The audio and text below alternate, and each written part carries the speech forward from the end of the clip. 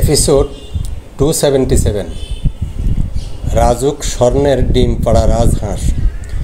আসুন রাজুককে বাঁচাই। রাজুক বাঁচলে ঢাকা বাঁচবে, ঢাকা বাঁচলে বাংলাদেশ বাঁচবে। পর্ব 1। নাতিশীতোষ্ণতার কারণে ভারতবর্ষের দক্ষিণ পূর্বাঞ্চল ছিল প্রাকৃতিক সম্পদে সমৃদ্ধ পৃথিবীর সেরা উর্বর ভূমি।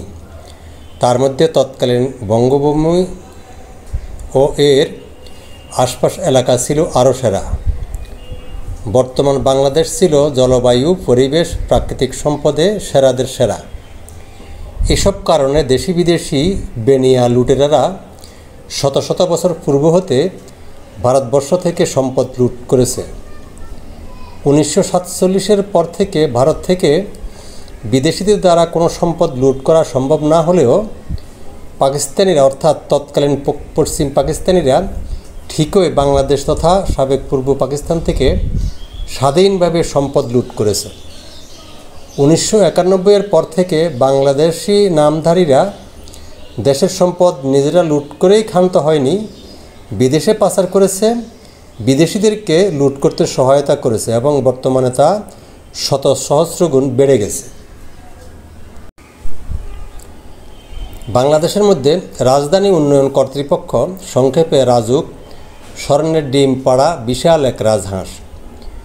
এটা এত বড় এবং পয়মন্ত স্বর্ণের ডিম পাড়া রাজহাঁস যে কেয়ামত পর্যন্ত এর ডিম পাড়া শেষ হবে না। কিন্তু পর্দার আড়ালে থেকে কিছু বিদেশি বেনিয়া লুটেরা প্রকাশ্যে হাজার হাজার এমনকি লাখ লাখ দেশীয় লুটেরারা রাজুককে এমনভাবে খুবলে খাচ্ছে, ডিম পাড়া তো দূরের কথা, রাজুকই অদূর ভবিষ্যতে বিলীন হয়ে যেতে পারে। লুটেরাদের কারণে সম্পদই যাচ্ছে না, স্থায়ীভাবে ধ্বংস হচ্ছে পরিবেশ। রাজুকের কোনো কর্মকর্তা কর্মচারীর বিরুদ্ধে লিখা আমাদের উদ্দেশ্য ছিল না, এখনও নাই। মূল সমস্যাগুলো উদ্ঘাটনই আমাদের লক্ষ্য ছিল, যা বহু পর্বে আমরা তা তুলে ধরেছি। রাজুকের মাধ্যমে যেমন ট্রিলিয়ন ট্রিলিয়ন টাকার সম্পদ সংরক্ষণ করা যায়, তেমনি অনুরূপ অর্থ আয়ও করা যায়।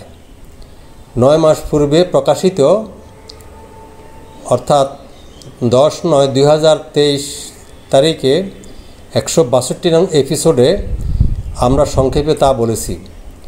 এর লিঙ্ক ডেসক্রিপশন বক্স ও মন্তব্য কলামে দেওয়া হলো।